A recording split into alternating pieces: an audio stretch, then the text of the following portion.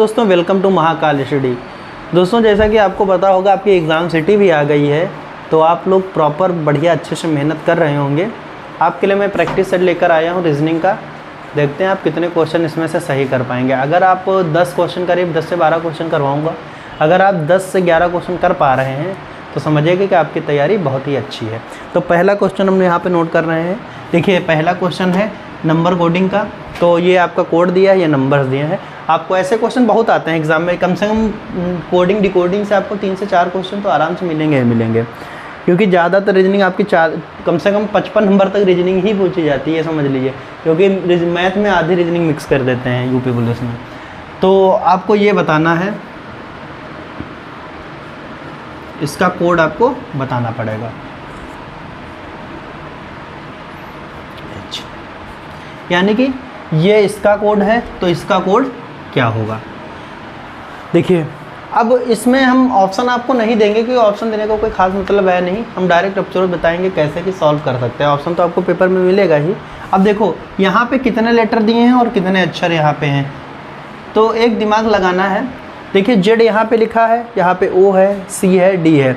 अब देखते हैं इसमें क्या प्लेस वैल्यू सेम लिखी है, नहीं लिखी है। अगर 26 होता है तो 26, कभी कभी होता है आपके एग्जाम में ऐसे भी दे देगा कि जेड का 26 होता है, ओ का 15 होता है, सी का 3 होता है और डी का आपका 4 होता है। ऐसे भी क्वेश्चन आ जाते हैं। कभी कभी क्या करता है अपोजिट दे देता है, जैसे कि हम 1 का अपोजिट कितना लिखेंगे, जेड का अपोजिट 1, ए पे आता है, देखिए ए लिखा है।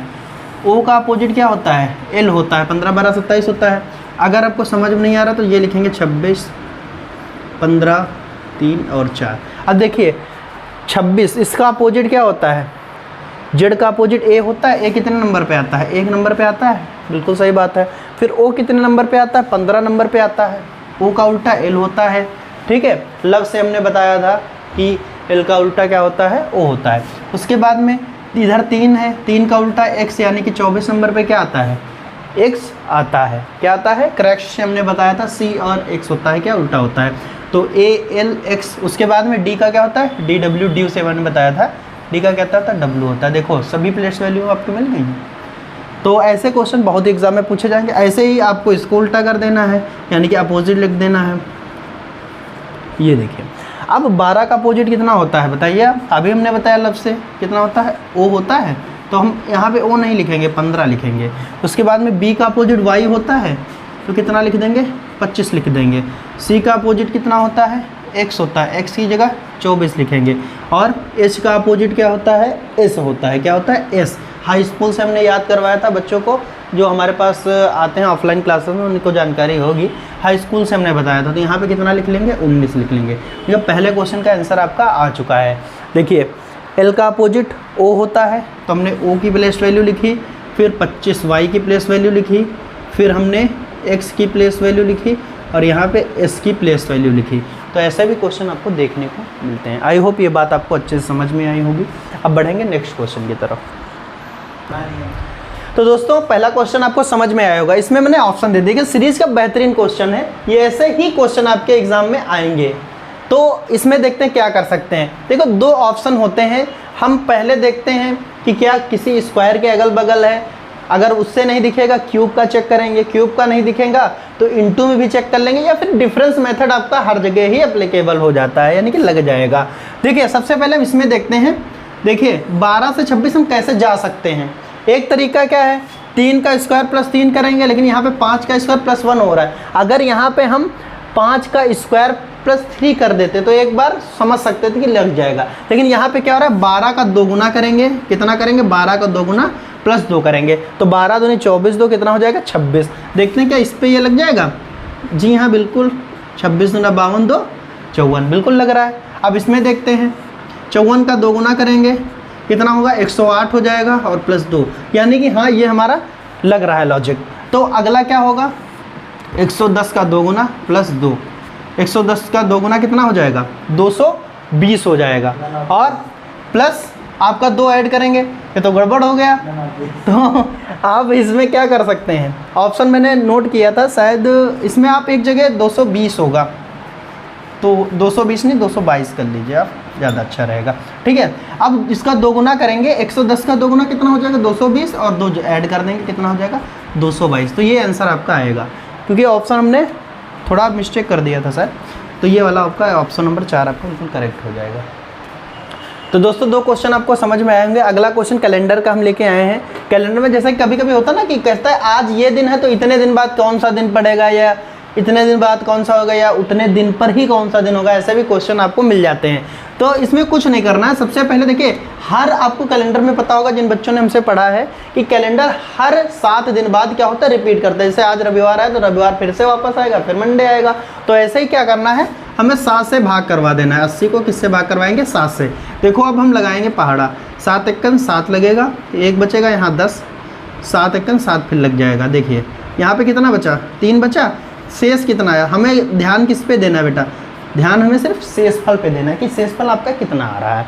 तो शेषफल में करना कुछ नहीं है, 3 ऐड करना है। जैसे जो दिन आपका दिया हो जितना शेषफल आएगा, जैसे सोमवार है तो सोमवार में हमें क्या करना है, 3 दिन ऐड कर देना है। तो सोम के बाद में 3 दिन ऐड करेंगे, मंगलवार, बुधवार, और उसके बाद में कौन सा पड़ेगा, गुरुवार पड़ जाएगा। तो गुरुवार आपका राइट आंसर हो जाएगा। अच्छा माने तो ये बात आपको बिल्कुल समझ में आएगी। ये बताएं, कभी कभी ऐसा नहीं होता है कैलेंडर रिपीट करता है कि टाइम भी रिपीट करता है कि लगता है ये घटना मेरे सामने घटित हो चुकी है। हाँ, कभी कभी इमेजिनेशन से चलता है कि यार वही चीज़ हमने उस समय करी थी और वही सिचुएशन फील होती कि हाँ यार ऐसा ही सेम हो रहा है कुछ। कभी कभी दिमाग से सोचना, कभी कभी ऐसा आपको लगेगा। तो ये क्वेश्चन आपको अच्छे से समझ में आया होगा। तो दोस्तों एक कैलेंडर का एक नेक्स्ट क्वेश्चन है। ऐसे ही पुलिस में क्वेश्चन आपको आएगा, ऐसे ही एक दिन दिया होगा, कहेगा ऐसे ही देगा, दिन कुछ नहीं देगा, सीधे डेट देगा, बताइए कौन सा दिन होगा। तो हमसे जो बच्चे पढ़ चुके हैं, हमने कोड वगैरह कुछ नहीं याद कराया है, बस सिर्फ क्या याद कराया, 4 चीज़ें याद कराई हैं। देखिए अगर आपका 100 साल हो, 1 से 100 साल, तो आपके 5 ऑड डे मिलेंगे, ठीक है।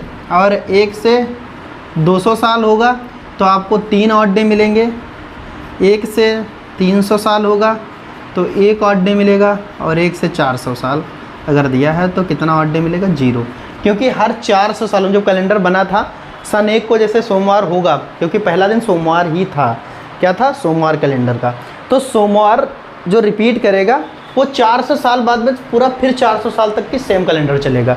तो ऐसे ही हम देखेंगे। देखिए अब 400 के मल्टीपल में जितने भी आपके क्या पड़ेंगे, यानी कि 400 के मल्टीपल में जितनी शताब्दी पड़ेंगे उनका कोड क्या हो जाएगा, शताब्दी का 0 हो जाएगा। और 300 जैसे कि 1900 है तो 1600 प्लस 300, 1600 का 0 हो जाएगा। और 300 बढ़ेगा, 300 का क्या हो जाएगा, 1 हो जाएगा। यानी कि 1900 में कितना कोड लेंगे, 1 लेंगे। तो ऐसे ही इसमें क्वेश्चन में देखते हैं। देखिए सबसे पहले हमें सॉल्व क्या करना होगा, हम कहाँ तक की जाना, 2026 में हमें जाना है, ठीक है। तो इधर वाला पहले पार्ट हम सॉल्व कर लेते हैं, ठीक है। 2000 से कहाँ तक, 2026 तक। तो हम इसमें तोड़ किसे सकते हैं, पहले हम 2000 लिखेंगे प्लस लिखेंगे 26। ये बात आपको समझ में, इसमें कोई दिक्कत नहीं है। अब देखिए क्या 400 से डिवाइड हो रहा है 2000, बिल्कुल डिवाइड हो रहा है। तो इसका कोड क्या हो जाएगा, 0 हो जाएगा। इसका कोड हम 0 नोट कर लेंगे। अब 26 साल, देखो 26 साल नहीं लेंगे, यहाँ पे साल कितने हमें लेने, 25 लेने, क्योंकि 26 तो 12 चल रहा है, अभी तो जून तक बीता है। तो इधर जून तक हम पहले ऐड करेंगे और 25 साल ये हमने ले लिए। उसके बाद में 25 सालों में कितने लीप ईयर पड़े, सन 2000 से लेकर 2025 तक कितने लीप ईयर पड़े, देखिए 2004 पड़ेगा, 8 पड़ेगा, 12 पड़ेगा, उसके बाद में 16 पड़ेगा, 20 पड़ेगा और 24, यानी कि 6 लीप ईयर आपके पड़ जाएंगे। तो इसमें कितना ऐड कर देंगे, 6। इधर का पार्ट आपका सॉल्व हो गया, यानी कि यहाँ पे 31 आ गया। 31 हम बच्चों को बता चुके हैं, सॉल्व अगर करेंगे तो इसका शेषफल कितना आ जाएगा, 7 से सॉल्व करने पर शेषफल इसका आ जाएगा आपका 3। कितना आ जाएगा, 3 शेषफल आ जाएगा। 3 शेषफल यहाँ पे आ गया। ये बात आपको समझ में आई। हमने कुछ नहीं किया। देखिए ईयर दिया था 2000 प्लस 26 में तोड़ा, 26 का 26 नहीं लेंगे क्योंकि ये महीना साल तो हमारा साल का 2026 चल रहा है, तो इसको हम नहीं लेंगे। इसमें लेना क्या है आपको, 25 साल लेने, 1 कम यानी कि। उसके बाद लीप ईयर जोड़ लें, 2004, 8, 12, 16, 20, 24, 6 आपके हो गए। 25 और 6 इसका 0 ही था, 31 को 7 से डिवाइड किया, शेषफल आप आ गया 3। ठीक है, क्लियर हुआ। अब देखते हैं इधर की तरफ, ये पार्ट सॉल्व हो गया। अब इधर कैसे देखेंगे, पहले हम जनवरी में चलेंगे। देखिए जनवरी में कितने दिन होते हैं, 31।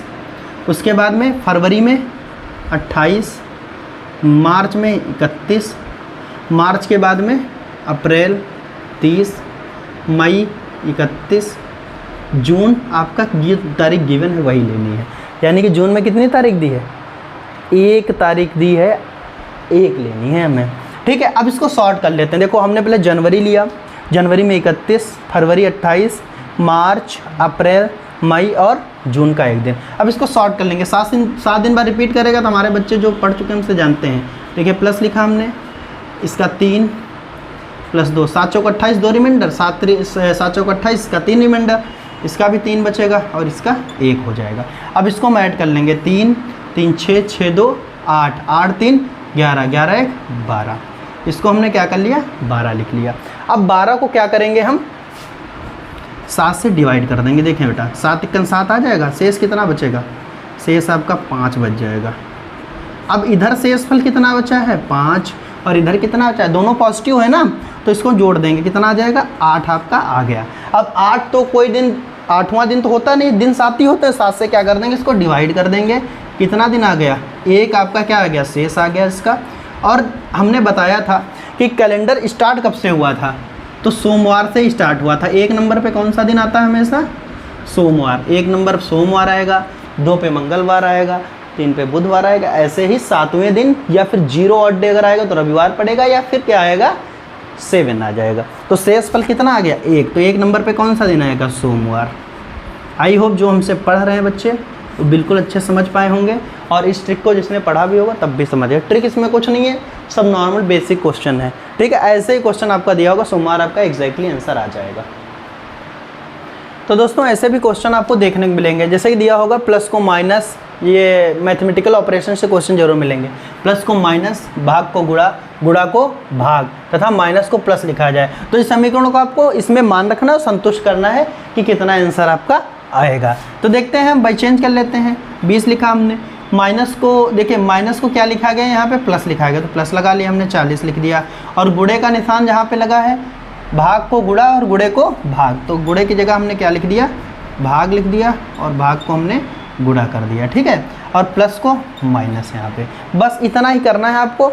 फिर आपको सबसे पहले बोर्ड मार्क्स रूल से भाग को सॉल्व करना है, देन गुणा को, फिर एडिशन, फिर ये आपका सब्ट्रैक्शन करना है। तो 5 से हम डिवाइड करेंगे, 5 बट्ठी 40 हो जाएगा। अब गुणा करेंगे 8 की 6 में, 6 की 8 में गुणा करेंगे, कितना आ जाएगा, 48 आ जाएगा। कितना आ जाएगा, 48, और माइनस का कितना है, 20। अब देखिए 20 में से 20 चला जाएगा, आंसर कितना आपका बच जाएगा, 48 आपका आंसर आ जाएगा। ऐसे ही नॉर्मल क्वेश्चन मिलेंगे और आप इसको आसानी से कर पाएंगे। तो आई होप दोस्तों ये बात आपको अच्छे से समझ में आई होगी। तो दोस्तों ये आपका डायरेक्शन का क्वेश्चन है। देखिए इस टाइप के क्वेश्चन बहुत ज़्यादा पेपर में आ रहे हैं। अभी यूपीएसआई का जिसने एग्जाम दिया होगा उसमें भी क्वेश्चन आ रहे थे डिग्री वाले, और यूपी पुलिस के एग्जाम में 100% आएंगे क्वेश्चन, इसमें कोई डिनाई नहीं कर सकता है। देखिए आपको जैसे डिग्री में जब घूमने को कहे, आप नॉर्मल वाला क्वेश्चन तो कर सकते हैं, 5 मीटर चला उत्तर की तरफ, फिर ऐसे चला, फिर वैसे चला, बना के आप निकाल ले जाएंगे, कोई दिक्कत नहीं। इसमें कुछ नहीं करना होता है। देखिए इसमें आपको मैं ट्रिक से भी बताऊँगा और आपको मैं बेसिक से भी बताऊंगा, दोनों चीज़ें बताऊंगा। देखिए एक व्यक्ति उत्तर की दिशा में मुख करके खड़ा है। पहले देखिए पहले चीज़ तो ये समझिए कि दक्षिणावर्त और वामावर्त होता है क्या। जैसे कि ये घड़ी बन गई आपकी, कि ये क्या है, घड़ी बन गई। जैसे कि ये 12 लिख दिया, 3 लिख दिया, 6 लिख दिया, 9 लिख दिया, ये घड़ी है। घड़ी में सुइयाँ होती हैं, तो घड़ी इधर की तरफ अगर इधर घूम रही है, इसको क्या बोलेंगे, क्लॉकवाइज। क्या बोलेंगे, क्लॉकवाइज। आपको पता होगा घड़ी ऐसे ही घूमेगी, 6 जाएगी, फिर 12 पे, फिर ऐसे पहुंचेगी। तो अगर आपसे कहे कि क्लॉकवाइज, यानी क्लॉकवाइज का मतलब ही क्या होता है, दक्षिणावर्त होता है। अगर कहे वामावर्त, वामावर्त यानी कि घड़ी की सुई की उल्टा दिशा में, यानी कि इस साइड से अगर घड़ी घूमेगी तो उसको क्या कहेंगे, एंटी क्लॉकवाइज बोलेंगे, या फिर उसे वामावर्त बोलेंगे। तो कभी कभी दक्षिणावर्त और वामावर्त में आप लोग कन्फ्यूज हो जाते हैं। तो दाहिने घूमने का मतलब ये दाहिना की तरफ घूम रहा है, देखो इधर ही की तरफ तो घूम रहा है। अगर इधर घूमेगा तो बाएं की तरफ घूम रहा है, तो दा से दक्षिणा, दा से दाहिना, तो ये आपको याद रहेगा, ठीक है। और इसमें कुछ नहीं करना होता। देखिए पहले अगर दिशा दी है तो लिख लेंगे, जैसे उत्तर की दिशा दी है, फिर क्या करें, 90 डिग्री आपका घूमता है दक्षिणावर्त, तो 90 डिग्री लिखो, और ये क्लॉकवाइज है, इसको क्या बोलेंगे, क्लॉकवाइज, ठीक है।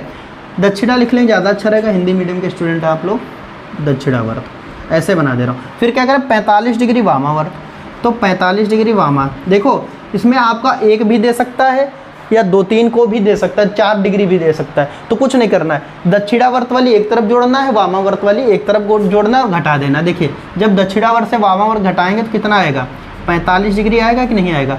लेकिन किसका बड़ा है, दक्षिणावर्त वाला बड़ा है, तो इसको क्या लिख लेंगे, दक्षिणावर्त।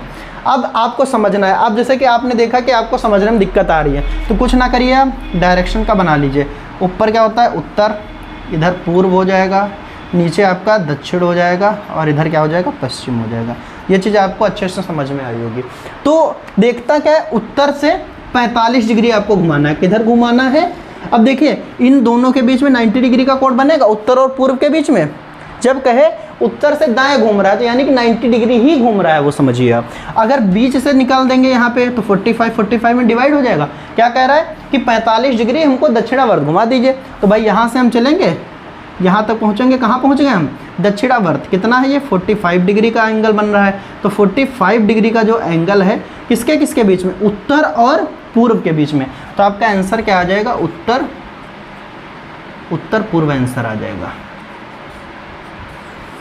ठीक है, ये बात आपको अच्छे से समझ में आई होगी। और हम आपको प्रूव करके बेसिक से भी बता देते हैं, जिससे कि कोई लड़का अगर समझ नहीं पाया है तो इससे भी समझ लेगा। जैसे कि हमने देखा क्या, देखिए ये चीज़ तो आप इग्नोर कर सकते हैं अभी ये चीज़ समझ लीजिए। देखिए ऐसे लाइन खींची है। अब ये देखिए सबसे पहले क्या कह रहा है कि दक्षिणावर्त भैया घुमाओ 90 डिग्री। तो हम दक्षिणावर्त जाएंगे तो यहाँ पर कहूँ पहुँचेंगे कि नहीं, क्योंकि ये 90 डिग्री का एंगल है। कहाँ पे पहुँचेंगे हम, पूर्व में पहुँच जाएंगे। फिर क्या कह रहा है, अब भाई हम पहले घड़ी की दिशा में घूमे, अब क्या कह रहे हैं 45 डिग्री भैया वामावर्त हमको घुमा दीजिए। तो इसके बीच में एंगल कौन सा होगा, इसके बीच में एंगल 45 का बनेगा। फिर यहाँ से हम 45 डिग्री घूम गए, देखिए 45 का है, कहाँ पहुँचे, ये उत्तर आपका हो गया, इधर क्या हो गया, पूर्व आ गया। आंसर क्या आएगा, उत्तर पूर्व ही आएगा। आपको मैंने बेसिक से भी बता दिया। तो ठीक है दोस्तों, मिलेंगे नेक्स्ट वीडियो में। जितने भी प्रैक्टिस आप कर पाइए अच्छे से करिए और एग्ज़ाम अच्छा दीजिए, यही हमारी दुआएं हैं आप लोगों के साथ में। तो ज़्यादा से ज़्यादा अच्छे से पढ़ाई करते रहें। 4-5 दिन बचा है, अच्छे से कर लीजिए और सिलेक्शन लीजिए, मौज करिए ज़िंदगी की। जय हिंद।